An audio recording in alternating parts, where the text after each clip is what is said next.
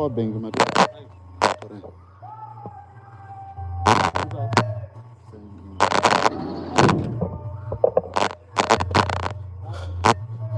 bag. Viewers and listeners, thank you so much for joining us. Tiri kuno ku paMutangadura, tiri ku funeral. As you can see, we are at the grounds. Very soon we are going to residence. Kuti tinotanga funeral yacho. Tinamukoma Slai. Tiri kuno masai enyu.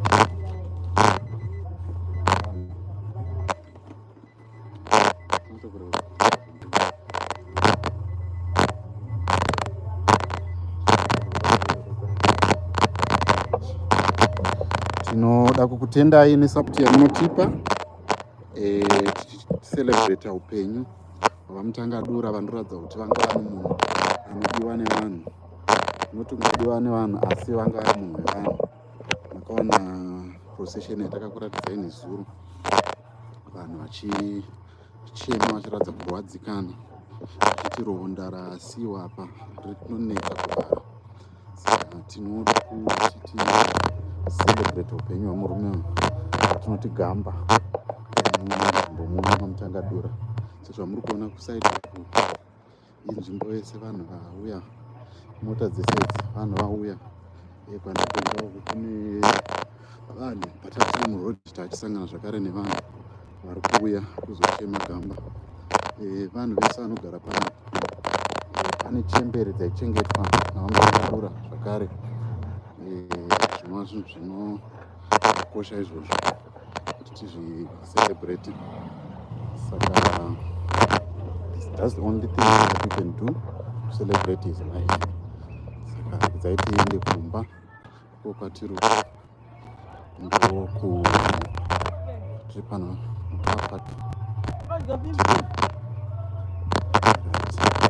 regai tipinde kuona kuti zvakamira sei.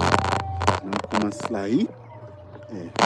Thank you so much for your support. We are here to celebrate the life of the youth, the life of the father and uncle for everyone, any employer who has left a legacy for us behind, and we are going to continue to give you the coverage until is put to rest.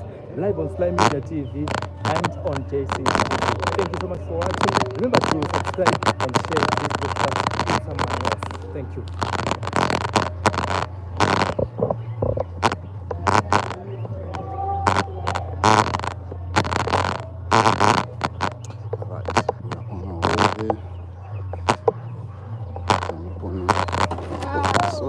Sorry.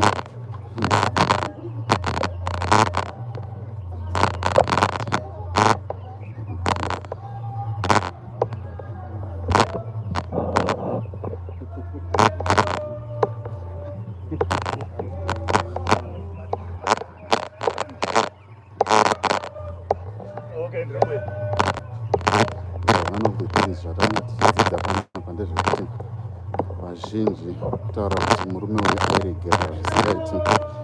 Hakuna munhu aiti kana akadzinga basa akazofunga kudzoka vaimubvarira panze, asi aiti kana akakadzira aimuregerera.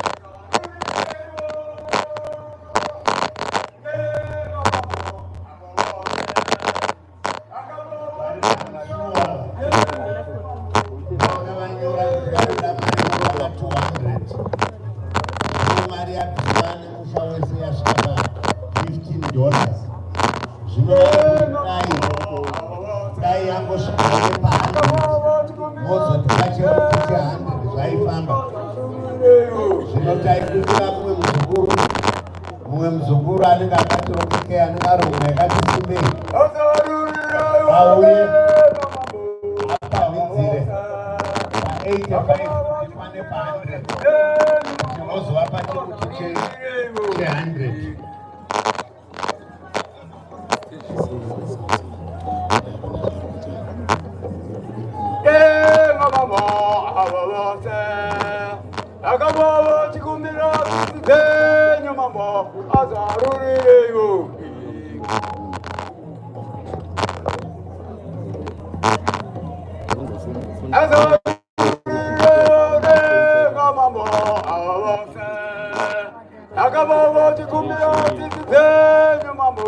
Azarurire yogi.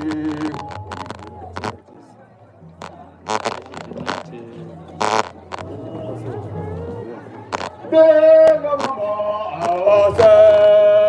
Agama wati gumirati tite nyumamu. Azarurire yogi.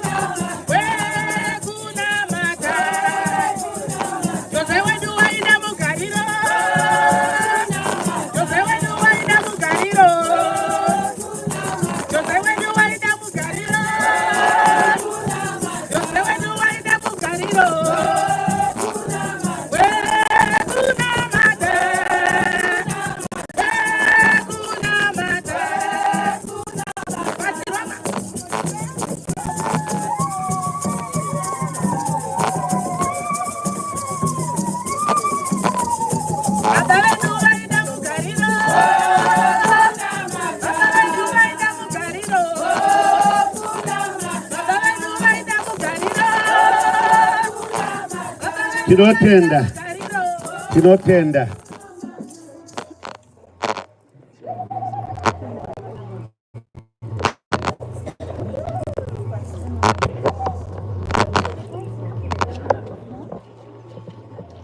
Taizokumbira makaona ma-VIPs, ma-members of parliament, vanenge vachiuya, vakuru vebato vanenge vachiuya, ma-chairs ava ndeeredha. Tichazobvunzana kuti imi magara pachair redha, zviyo ukuru hwenyu hwakamira sei. Tanamatirwa kare nafadha vedu, baba vezvemweya. Tisati tapinda mumaspeeches edu, titenderei kuti Reverend Dukwa